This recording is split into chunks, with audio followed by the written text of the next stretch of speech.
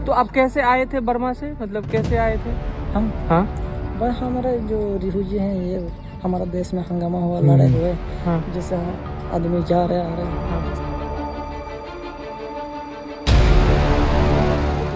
कुछ आदमी आए थे, हाँ। उनसे भी हमें थोड़ा बहुत जानकारी थे। नमस्कार। नूह में क्या हुआ ये पूरे देश ने देखा। वहां पर किस तरह की हिंसा हुई, हिंसा के बाद किस तरह से पुलिस वालों ने मंदिर में से उन हिंदुओं को निकाला जो धार्मिक यात्रा में शामिल हुए, ये भी सबने देखा। इसके लिए अलग अलग तरह के नैरेटिव सेट किए गए, ये भी पूरा देश देख रहा है। लेकिन नूह के अंदर की सच्चाई क्या है, वहां की ग्राउंड रिपोर्ट क्या है, यही हम जानेंगे। हमारे साथ जुड़े हैं पांचजन्य के अंबुज भारद्वाज, जो मेवात से लौटे हैं, नूह से लौटे हैं और वहां के पूरे हालात अपनी आंखों से देख कर आए हैं। अंबुज, आप जब नूह गए थे, ये तो सबको पता है कि हुआ क्या था। इस समय नूह के लोग, आप हिंदू समुदाय से भी मिले, आप मुस्लिम समुदाय से भी मिले, दोनों समुदायों से बातचीत करने पे आपको क्या लगता है कि इस पूरी घटना के बाद वहां के लोगों की मनोस्थिति क्या है? देखिए, अगर मैं मनोस्थिति की बात करूं तो स्वाभाविक तौर पर जिन जिन लोगों की आबादी वहां पर कम है उनमें बहुत ही ज़्यादा भय व्याप्त है, क्योंकि ये प्रैक्टिकल बात है कि कहीं पे अगर 70% मुसलमान है और 30% या 20% हिंदू है तो वहाँ के हिंदुओं में दहशत का माहौल होता है। और उस स्थिति में तो दहशत का माहौल और भी ज़्यादा हो जाता है जब वो 70% उस 30% या 20% पर हावी होने की कोशिश करता है। अब मैं बात करूं वहाँ की स्थिति क्या है, मैंने वहाँ पर क्या देखा, तो मुझे लगता है कि ये बहुत ही ज़्यादा चिंता का विषय है जिस पर संबंधित अथॉरिटीज़ को ज़रूर सोचना चाहिए। क्योंकि वहाँ पर मैंने हिंदुओं के जलते दुकान देखे, वहाँ पर मैंने हिंदुओं के जलते मकान देखे, वहाँ पर मैंने हिंदुओं के सपने को जलते देखा, वहाँ पर मैंने मंदिरों पर जो पत्थर फेंके गए थे, मंदिरों की जो मूर्तियाँ टूटी थी, मंदिरों के जो खिड़की टूटे थे, उसको मैंने वहाँ पर देखा। वहाँ पर मैंने छोटे छोटे बच्चे जो 4 साल 5 साल के हैं, जिनको ये तक नहीं पता कि कौन हिंदू है, कौन मुसलमान है, कौन किस जाति का है, वो उनके अंदर में जो डर देखा वो वास्तव में चिंता का विषय है। मुझे लगता है कि ये पुलिस कब तक उनके अंदर एक डर है, डर इस बात का, मौत का डर। आप उस जगह पर खुद को अगर अपने आप को रखकर देखेंगे तो ये सच में आपको लगेगा कि ये क्या हो रहा है। जब मैं वहाँ पर गया तो मुझे खैर वो तो है भारत का हिस्सा, लेकिन मुझे लग रहा था कि मैं किसी मुगल कालीन जो क्षेत्र होता है वहाँ पर आ गया हूँ। वहाँ पर इस कदर लोगों में डर व्याप्त था। अब वहाँ के जो बच्चे हैं, अब सोचिए वो कई दिनों से स्कूल नहीं जा पा रहे हैं, जो महिलाएं हैं वो अपनी नौकरी पर नहीं जा पा रही हैं। वहाँ पर जब हमने एक व्यक्ति से बात की तो उन्होंने कहा कि जिस दिन पत्थरबाजी हो रही थी उससे कई दिनों से पहले से यह षड्यंत्र पूरा चल रहा था और उस दिन तो ऐसा लग रहा था जैसे मौत हमारे सामने खड़ी है। अब आप कोई सोच करिए, देखिए कि जब किसी व्यक्ति के सामने पता है मौत खड़ी है, वो क्या कैसे जी रहा होगा। उन्होंने मुझे जो कहा, मुझे लगता है कि वो बहुत ही लोगों को भावुक कर देने वाला है। उन्होंने कहा कि हमारे घर में तो लाठियां तक नहीं होती, हिंदुओं के घर में, उनका कहने का ये मतलब था कि हिंदुओं के घर में लाठियां तक नहीं होती है, वो कैसे अपनी आत्मरक्षा करेगा। लेकिन सामने वाले जो पत्थरबाज हैं उनके घर में बंदूकें हैं, 2-2 नंबर की बंदूकें हैं, वो बंदूकों से फायरिंग करते हैं, वो पहले से जो है पत्थरों को अपने छत पर इकट्ठा करके रखते हैं। उन्होंने मुझसे कहा कि 24 घंटे के बाद वहाँ पे पुलिस पहुंची थी। उन्होंने मुझसे कहा कि पुलिस तो देखो जी, पुलिस तो 24 घंटे बाद आई है और 2 दिन 3 दिन बाद चली जाएगी। आप ये बताओ, जब पुलिस चले जाएगी उसके बाद हम क्या करेंगे। लिटरली मैं बता रहा हूँ, वो सुन करके मुझे लगा कि मेरा हृदय कल्पित हो रहा था उस समय। क्या यही वजह है कि जो लगातार कहा जा रहा है कि पिछले कुछ सालों में 300 से ज्यादा गांवों से वहां हिंदू पलायन कर चुके हैं और ये जो घटना हुई है उसके बाद क्या हिंदुओं के अंदर वही दहशत है कि वो वहां रहने में अब डर रहे हैं? देखिए, सबसे बड़ा सवाल अब आज भी यही है। हमने कैराना देखा, इससे पहले अगर हम कैराना की बात करें तो वहाँ पर लोगों ने अपने घरों पर ये पोस्टर लगा दी कि ये मकान बिका हुआ है, हमें यहाँ से जाना पड़ रहा है, ये जो कुछ कट्टरपंथी लोग हैं हमें हमारी महिलाओं को, हमारी बेटियों को छेड़ते हैं। तो इस स्थिति में कोई भी व्यक्ति वहाँ पे नहीं रह सकता। जो हमने लोगों से बात की उन्होंने साफ तौर पे कहा कि इस तरह से डर में घुट घुट कर वो कब तक जिएंगे। एक ना एक दिन आएगा जब उनको या तो मजबूरन इस्लाम में कन्वर्ट होना पड़ेगा या फिर वो जगह छोड़ करके अपना मकान, अपनी ज़मीन, अपने बचपन की यादें छोड़ करके वहाँ से पलायन करना पड़ेगा। क्योंकि बच्चों को स्कूल भेजने में भी उन अभिभावकों को डर है। आप बताइए, अगर कल को वो बच्चे को स्कूल भेजते हैं, वहाँ पर 10-5 जो कट्टरपंथी लोग होंगे, अगर उनके द्वारा उसके बच्चों की मॉब लिंचिंग कर दी जाए तो क्या होगा। उनकी महिलाएं जो नौकरी पर जाती हैं उनको बीच में छेड़छाड़ उनके साथ की जाए रास्ते पर तो क्या होगा। उस समय तो वहाँ पुलिस मौजूद नहीं रहती, हर समय हर जगह हर गली में हर व्यक्ति के पास पुलिस मौजूद नहीं रहती। और दूसरा सवाल यह है कि मैं यहाँ पे इसलिए कह रहा हूँ क्योंकि अगर आप देखेंगे जो पत्थरबाजी हो रही थी उसमें छोटे छोटे बच्चे थे जो उस साइड से थे, जो जालीदार टोपी पहने थे और मकान की छतों पर से पत्थर फेंक रहे थे। तो इसलिए स्कूल में भी हिंदू बच्चे का मॉब लिंचिंग हो सकता है, इस बात से वो लोग डरे हुए हैं। ये सिर्फ ऐसा नहीं है कि जो बड़े लोग हैं या जो ऐसे लोग हैं वही सिर्फ पत्थर फेंकते हैं, बड़े लोग, ऐसा कुछ नहीं है। वहाँ पे बच्चों के हाथों में भी पत्थर देखा गया, इसलिए वो अपने भविष्य को लेकर के चिंतित है। कल वो जगह अगर वो छोड़ करके चले जाएं, अपने मकान घर जमीन बेच दें, तो ये कोई बड़ी बात नहीं होगी। आप वहाँ पे मुसलमानों से भी मिले और जिनसे आप मिले हैं वो चीजें चौंकाने वाली बातचीत आपकी जो है वो सामने आई है। अम्बुज से हम पूछे उससे पहले आप लोग देखिए कि ये जिन मुसलमानों से मिले थे उनमें से एक ने अपनी क्या सच्चाई बताई। तो आप कैसे आए थे बर्मा से, मतलब कैसे आए थे? हम हाँ बस हमारे जो रिफ्यूजी हैं ये हमारा देश में हंगामा हुआ, लड़े हुए, हाँ जैसे आदमी जा रहे आ रहे हैं हाँ। बंगाल से। तो किस रास्ते से आए थे, मतलब देश का बीच में तो बांग्लादेश में से, बांग्लादेश से होते हुए बर्मा में पहले से बंगाल, पश्चिम बंगाल से होते हुए, बंगाल से बर्मा से इधर बर्मा से बांग्लादेश, बांग्लादेश, और बांग्लादेश से फिर कैसे भारत आए? फिर बार ऐसे मतलब किस रास्ते, बंगाल के रास्ते? जैसे हमें तो इतना नहीं मालूम, बंगाल का साइड पे क्या नाम है, कलकत्ता वगैरह कहते हैं ना। कलकत्ता, हाँ वही बंगाल है, पश्चिम बंगाल है, तो कलकत्ता के रास्ते आए थे। तो कोई आदमी आप लोगों की मदद कर रहा था उधर से आने में, खाना पीना राशन या मदद कर रहा था? पहले भी कुछ आदमी आए थे, हाँ उनसे भी हमें थोड़ा बहुत जानकारी थे, अच्छा, फोन पे बातचीत करते थे आप ऐसे लोग। ऐसे हम तो जब आ रहे थे तो बॉर्डर पे कोई परेशानी हुई आप लोगों को कि कोई रोक रहा हो, या फिर नहीं मतलब या फिर किसी और रास्ते से छुप के आए आप लोग ताकि बॉर्डर पे पकड़े ना जाए? इतना नहीं मालूम, लेकिन हम जिस रास्ते में से आए तो यहाँ हमें रोको। अम्बुज, ये जो व्यक्ति मिले ये खुले तौर पर बता रहे हैं कि ये रोहिंग्या हैं और गैर कानूनी तरीके से यहाँ पर आकर बसे हैं।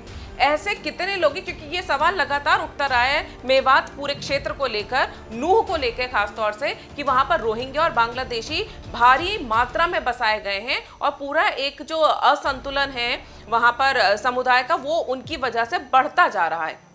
देखिए, जो वीडियो में जो व्यक्ति दिख रहा है वो रास्ते से जा रहा था, हम उसके पीछे से आए, हमने उसे रोका। चूँकि हमें बहुत पहले ही जब हम नूह के लिए आगे बढ़ रहे थे तो वहाँ पे हमें एक व्यक्ति मिले थे, वो हिंदू ही थे। उन्होंने कहा कि ये जो रुद्राक्ष आपके गले में दिख रहा है इसको सबसे पहले उतार लो, ये जो कलावा है या तो इसको हटा दो या फिर आप जो फुल बाजू की शर्ट पहनो बटन लगा लो, ये दिखना नहीं चाहिए वहाँ पे, क्योंकि आप जिस रास्ते से जाओगे उस रास्ते में दर्जनों गांव सिर्फ और सिर्फ उन्हीं कट्टरपंथी लोगों की है जहां से पत्थर फेंके गए। तो जब हम उस व्यक्ति से मिले तो एक तो हमारा सब कुछ ढका हुआ था, हमने सब उससे जाने की कोशिश की, और जब बात आगे बढ़ी तो उन्होंने बातों बातों में ये बता दिया कि वो बर्मा से आए हैं। मैंने पूछा कि कैसे आए बर्मा से, क्योंकि बॉर्डर पे तो आपको ऐसे आने देंगे नहीं, रोकेंगे बीएसएफ के लोग। तो उन्होंने कहा कि हम बंगाल से, हमारे भारत में किसी बैठे ऑपरेटर से बातचीत हुई थी, उन्होंने जो रास्ता हमें बताया हम उस रास्ते से आए, हम बॉर्डर से नहीं आए, हमारे किसी पुलिस वाले से हमारी भेंट नहीं हुई, ना किसी कोई पुलिस वाला हमें मिला, सुरक्षा का जवान नहीं मिला, हम चुपके से आए हैं।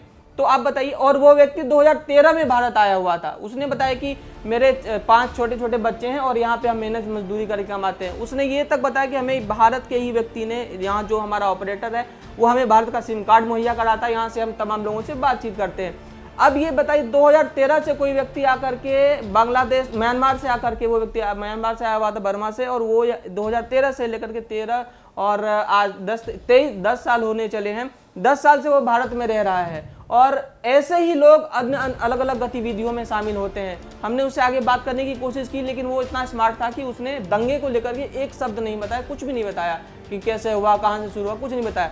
अब सबसे बड़ी बात है कि हमें इस पैटर्न को समझना चाहिए कि जहाँ पे इलीगल माइग्रेंट्स होते हैं वहाँ पे क्या स्थिति उत्पन्न होती है। अभी से कुछ दिन पहले की अगर हम बात कर लें तो दिल्ली में एक इलाका है जहांगीरपुरी, जिसको आज जो है दिल्ली पुलिस सेंसिटिव इलाका घोषित कर चुकी है।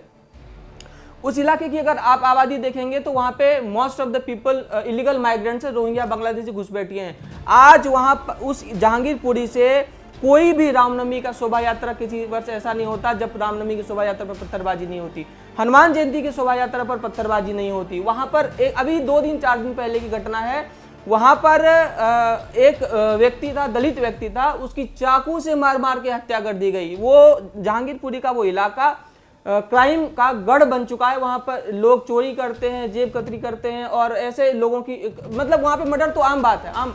तो उसी तरह से आप देखिए नूह में अगर आप देखेंगे तो अभी से अप्रैल की बात है ये, 102 पुलिस की टीम ने नूह के जिले के 17 गांव में छापा मारा था और वहां पे करीब 66 लोगों को पकड़ा था जो साइबर क्राइम में इन्वॉल्व थे। वहां से फ्रॉड कॉल्स लोगों को जाते थे।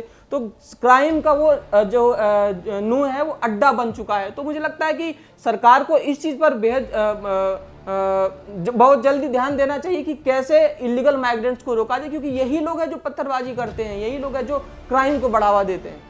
एक तरफ हमने ये तस्वीरें भी देखी कि पुलिस ने कई लोगों को वहां पर गिरफ्तार किया है। गिरफ्तार करने वाले वहां के कई लोग हैं जो विशेष समुदाय के लोग हैं। उनका ये कहना है कि उनके घर से छोटे बच्चों को 13-13, 14-14 साल के बच्चों को भी पुलिस उठा के ले गई और एक तरह से वो विक्टिम कार्ड खेल रहे हैं। लेकिन ये 13-14 साल के बच्चे पत्थर फेंकते हुए भी वहां पर दिखाई दिए हैं। अब वहां पर जब गिरफ्तारियां हो रही हैं तो एक लेफ्ट लिबरल कबाल है पूरे देश में जो पूरे मामले में उन लोगों को विक्टिम बता रहा है जो कि सीधे तौर पर इस पूरी घटना में साफ साफ दिखाई दे रहे हैं आरोपी के तौर पर। क्या वहां पर भी आपको ऐसा माहौल दिखाई दिया है कि इनकी गिरफ्तारी को लेके हिंदू भी वहां के जो है बोलने में डर रहे हैं या उनके विरोध में बोलने में डर रहे हैं?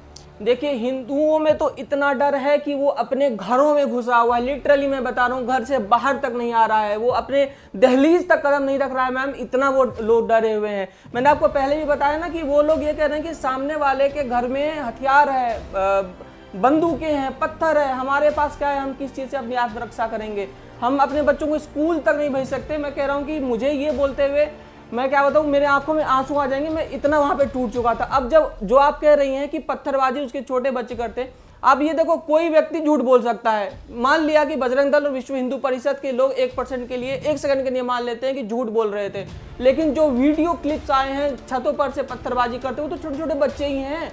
बच्चे ही तो नारा है तकबीर अल्लाह अकबर का नारा लगा रहे हैं, वही तो पत्थर फेंक रहे हैं।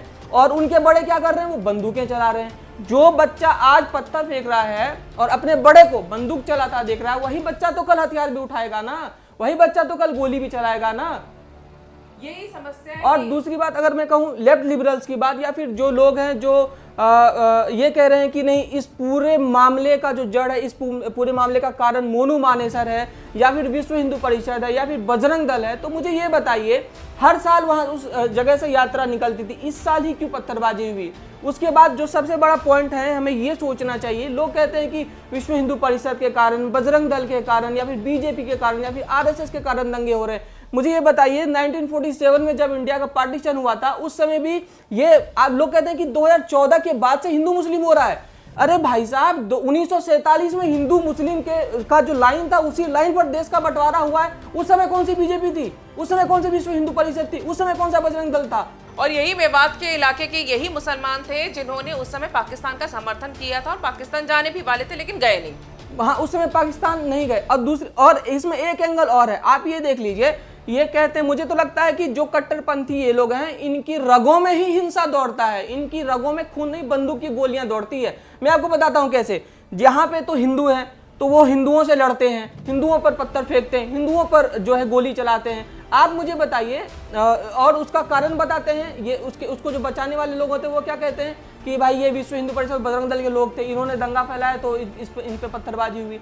अब मुझे आप ये बताइए, Pakistan, India, Iraq, Afghanistan, Iran, Syria, Lebanon, ये सब मिडिल ईस्ट की जो देश है, ये सब आज तबाह हो चुका है। वहां पे कौन हिंदू है, वहां पे कौन बजरंग दल है, वहां पे कौन आरएसएस है, वहां पे कौन बीजेपी है, वहां पे कौन वीएचपी है? मुझे बता दीजिए। आज से 5 दिन पहले की बात है, खैबर पख्तूनख्वा पाकिस्तान में जमीयत उलेमा के कार्यक्रम में उसका पॉलिटिकल पार्टी की रैली थी और वहां पे बम विस्फोट हो गया और उस विस्फोट में 50 लोगों की मृत्यु हुई है और उस जो विस्फोट है उसकी जिम्मेदारी आईएसआईएस के लोगों ने ली है। तो वहां तो मुसलमान की हत्या कर रहा है, जहां मुसलमान है और हिंदू है, तो वहां ये हिंदुओं पर हावी होने की कोशिश करते हैं, हिंदुओं की हत्या करने की कोशिश करते हैं। अगर वहां पे मुसलमान हिंदू नहीं है, सिर्फ मुस्लिम है, तो फिर ये फिरका देखते हैं कि शिया सुन्नी को कैसे मारेगा, अहमदिया बरेलवी को कैसे मारेगा। ये आपस में लड़ते हैं, पाकिस्तान में तो आपस में लड़ रहे हैं। अभी 4 दिन पहले का एग्जाम्पल है, 29 तारीख को मुहर्रम था, आप चले जाइए बनारस, बनारस में क्या हुआ, मुहर्रम का जुलूस निकल रहा था, सिया के जो सिया समुदाय के जो मुस्लिम हैं वो मुहर्रम के जुलूस में शामिल थे और छतों पर से पत्थरबाजी शुरू हो गई। और पत्थरबाजी करने वाले कौन, पत्थर फेंकने वाले कौन, कोई वीएचपी आरएसएस बजरंग दल का कार्यकर्ता नहीं था, पत्थर फेंक रहा था सुन्नी मुसलमान। अब बताइए, सुन्नी शिया में यहाँ पे लड़ाई चल रही है, तो ये लड़ाई हिंदू से नहीं है, ये लड़ाई किसी बजरंग दल वीएचपी आरएसएस से नहीं है, ये लड़ाई संघ के लोगों से नहीं है, ये लड़ाई उनके कट्टरपंथ की सोच को दर्शाती है कि कैसे उनके रगों में खून नहीं बंदूक की गोलियां ही दौड़ती है। ये बात आपने बिल्कुल सही कही कि जितने भी अभी पिछले दिनों भी हमने जितने भी घटनाएं देखी हैं, पत्थरबाजी की जो घटनाएं देखी हैं, उसमें एक समुदाय है जिसका हमेशा से इन्वॉल्वमेंट पत्थर फेंकने में रहा है। आज जो है वहां पर कर्फ्यू लगा हुआ है नूह में। मेवात को मिनी पाकिस्तान भी कहा जाता है, ये आप पूरे देश भर के मीडिया ने ये चीज़ दिखाई भी है कि लगातार कहा जा रहा है। लेकिन हम जब बात करते हैं, मैं आपको इसलिए बता रही हूँ कि ये बोला जाता है कि गोदी मीडिया चल रहा है इसलिए जो है हिंदुओं की बात की जा रही है, लेकिन और एक तरफ दूसरी तरफ लेफ्ट लिबरल कबाल की जो मैं बात कर रही हूँ, सोशल मीडिया पे ये नैरेटिव फैलाने की कोशिश की जा रही है कि वहां पर जो विश्व हिंदू परिषद या मोनू मानेसर इन सब की आड़ में वो ये बताने की कोशिश करें कि विक्टिम जो है वो मुस्लिम समुदाय है। आप जब वहां पर अंदर गए, क्या आपने वो मिनी पाकिस्तान महसूस किया? और ये जो नैरेटिव बनाया जा रहा है, इसके पीछे की मंशा वहां पे आपको कुछ समझ में आई है? और दूसरी बात, उसको जो बताया जा रहा है कि वहां सिर्फ गौ तस्करी नहीं होती है, साइबर क्राइम ही नहीं होता है, जबरन धर्मांतरण का मामला, कन्वर्जन का मामला वहां से सबसे ज्यादा देखने को मिलता है। वहां पे रहने वाले ज्यादातर हिंदू जो है या तो मुसलमान हो गए या पलायन कर चुके हैं। ये सारी तस्वीरें आपने देखी हैं वहां? बिल्कुल, मैं यही कह रहा हूँ कि वहाँ के लोगों में बहुत दहशत है। उन्होंने मुझसे साफ तौर पे कहा कि अगर चीज़ें ठीक नहीं होती है तो मजबूरन हमें अपने घर, जमीन और मकान छोड़ करके यहाँ से पलायन करना पड़ेगा, पहला पॉइंट। दूसरा पॉइंट मैंने आपको पहले ही बताया कि वो जो इलाका है नूह, वहाँ पे 70% मुस्लिम है और वो इलाका मुझे तो लगता है कि उसमें काफ़ी हद तक जो है ये इलीगल माइग्रेंट्स होंगे जो बाहर से लोग आए हुए हैं। उसके बाद वो साइबर क्राइम का अड्डा है, वो गौ हत्या का अड्डा है। यहाँ पर तक कि मैं अभी आपको बताऊं, फरवरी की मार्च की बात है, वहाँ पे एक डीएसपी गए हरियाणा पुलिस के छापामारी करने के लिए, लोग अपराधियों को पकड़ने के लिए। उस डीएसपी के ऊपर गाड़ी चढ़ा करके उसकी हत्या कर दी गई। अब बताइए, अपराधियों का मनोबल इतना बढ़ा हुआ है। मैंने आपको पहले ही बताया कि पाकिस्तान तो खैर अलग ही चीज़ है, वहाँ पर मुझे मुगल काल की फील आ रही थी कि ये यहाँ पे क्या चल रहा है। लोगों को टारगेट करने की कोशिश की जा रही सिर्फ और सिर्फ उसके धर्म के नाम पर। उन्होंने मुझे बताया, जिस विक्टिम से मैं वहाँ पर मिला, उन्होंने मुझे बताया कि जिस व्यक्ति के साथ हम भाईचारे की बात करते थे, जो खुद गंगा जमुनी तहजीब की बात करता था, जो खुद हमारे साथ थाली में भोजन करता था, जो खुद हमारे बच्चों पर के सर पे हाथ फेर करके उनसे बातचीत करता था, आज वही व्यक्ति हमारे सामने बंदूक और पत्थर लेकर के खड़ा था। ये सोचने वाली बात है कि ये कौन सी गंगा जमुनी तहजीब की बात है। अब आ जाइए लेफ्ट लिबरल्स या फिर पत्रकारों की बात कर लेते हैं। अब आप मुझे ये बताइए, ये लोग कह रहे हैं कि मोनू मानेसर के कारण हमला हुआ, या फिर मीडिया में जो चल रहा है, मीडिया अगर अनबाइस्ड होकर बात करेगा तो उसको ये कहेंगे गोदी मीडिया है ना। अब मुझे बताइए, 2002 के दंगे हुए, उस दंगे में कौन सा मोनू मानेसर था? उस दंगे में कौन मीडिया चैनल था जो जिसको ये गोदी मीडिया कहते हैं? उस समय कौन जहर फैलाने वाला, जिसको ये कहते हैं कि जहर फैलाती है गोदी मीडिया, उस समय कौन सी मीडिया थी? 2002 के दंगे में नहीं था। 2020 का दंगा हुआ, उस समय कौन सा मोनू मानेसर था? मोनू मानेसर के कारण तो नहीं हुआ था ना 2020 का दंगा।